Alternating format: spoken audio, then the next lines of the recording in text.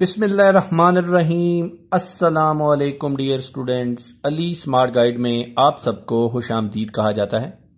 हमारे पास average series का एक इंपॉर्टेंट क्वेश्चन है जिसकी स्टेटमेंट है Rohel has an average of 56 marks on his first 7 exams.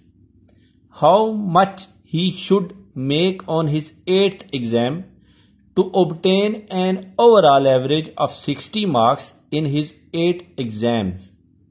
Question की स्टेटमेंट में बताया गया है कि रोहेल ने अपने पहले 7 इम्तहानात में ऑन एवरेज 56 मार्क्स हासिल किए।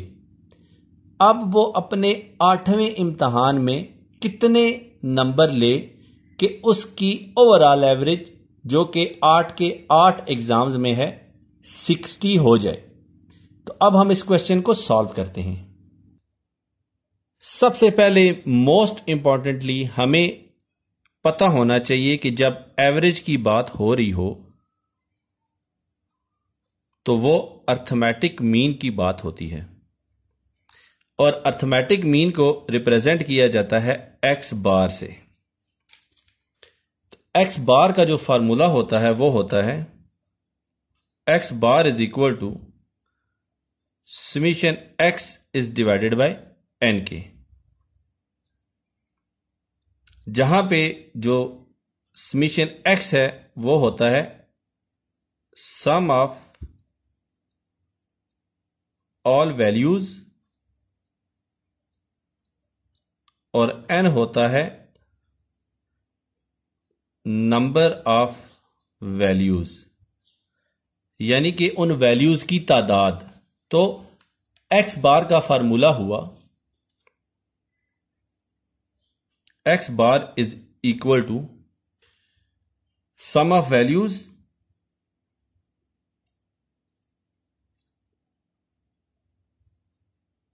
Divided by number of values. अब चूंकि क्वेश्चन की स्टेटमेंट में एग्जामिनेशन की बात हो रही है तो इस फार्मूले को हम थोड़ा सा मॉडिफाई करेंगे अपनी सहूलत के लिए। तो यहां पे हम एक्स बार को कह सकते हैं कि यहां पे जो एक्स बार का फार्मूला लगेगा वो लगेगा x bar is equal to sum of marks in exams is divided by number of exams। अब क्वेश्चन की इब्तदाई स्टेटमेंट में हमें बताया गया है कि रोहेल ने अपने पहले 7 एग्जाम्स में ऑन एवरेज 56 मार्क्स लिए, यानी कि क्वेश्चन की स्टेटमेंट में एक्स बार उन्होंने हमें 56 दिया है और एन उन्होंने हमें 7 दिया है। तो एक्स बार का जो फार्मूला है वो दोबारा लिखते हैं x bar is equal to, क्योंकि हमारे पास क्वेश्चन की स्टेटमेंट में 7 एग्जाम्स का जिक्र है तो यहां पे हम एक्स बार का फार्मूला लिखेंगे sum of marks in 7 exams is divided by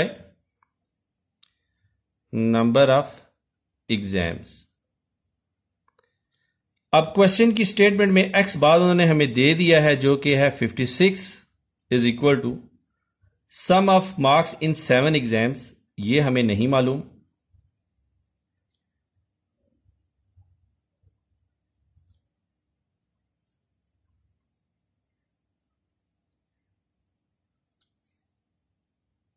और नंबर ऑफ एग्जाम जो है ये है 7। अब 7 चूंकि यहां पे डिवाइड हो रहा है, जब इक्वेशन की दूसरी साइड पे जाएगा तो ये मल्टीप्लाई हो जाएगा। तो यहां पे होगा 56 is multiplied by 7 is equal to sum of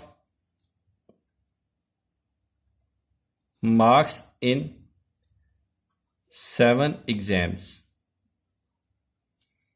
हम इसको लिख सकते हैं sum of marks in 7 exam is equal to 56 is multiplied by 7 जो कि हमारे पास बनता है 392।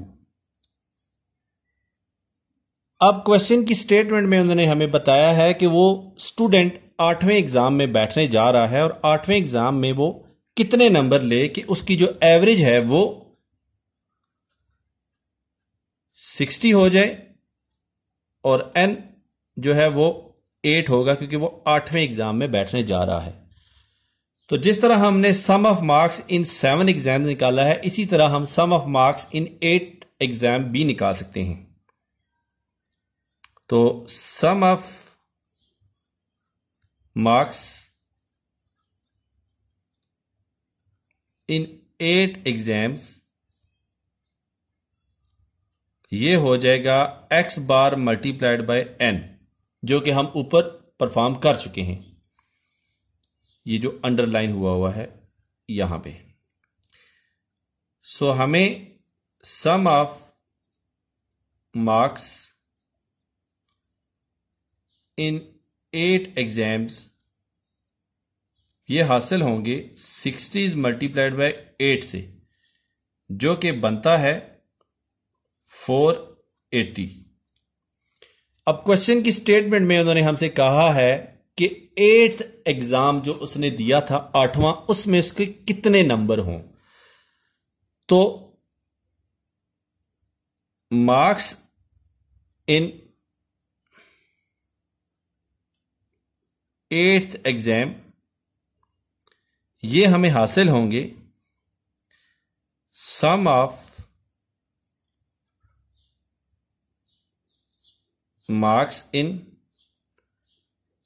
8 exams minus sum of marks in 7 exams.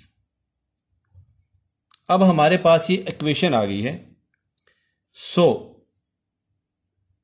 Marks in 8th exam is equal to sum of marks in 8 exams ये हम कैलकुलेट कर चुके हैं, ये बनता है 480 और सम ऑफ मार्क्स इन 7 एग्जाम्स ये भी हमने कैलकुलेट कर लिया है, ये बनता है 392। तो सब्ट्रैक्शन के बाद स्टूडेंट को यानी कि रोहेल को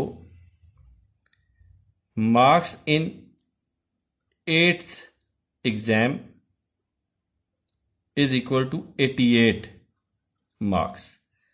यानी कि अगर रोहेल अपना 8वां इम्तहान 88 नंबरों से पास करता है तो तब उसकी ओवरऑल एवरेज 60 पे चली जाएगी जो कि पहले 56 पे थी।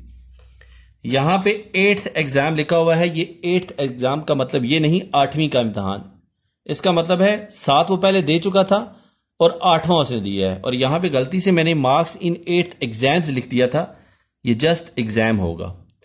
यहां पे सम ऑफ मार्क्स इन 8 एग्जाम्स लिखा हुआ है, इसका मतलब है 8 इम्तहानात जो उसने दिए उसमें इंडिविजुअली जितने भी नंबर लेता रहा तो वो कुल मिला के 8 एग्जाम में कितने नंबर हैं और यहां पे 7 एग्जाम में टोटल कितने नंबर हैं। तो इनको सब्ट्रैक्ट करेंगे तो हमें 8वें एग्जाम के नंबर मिल जाएंगे जो कि बनते हैं 88। डियर स्टूडेंट्स, दुआ में याद रखिएगा। अल्लाह हाफिज, अस्सलामु अलैकुम।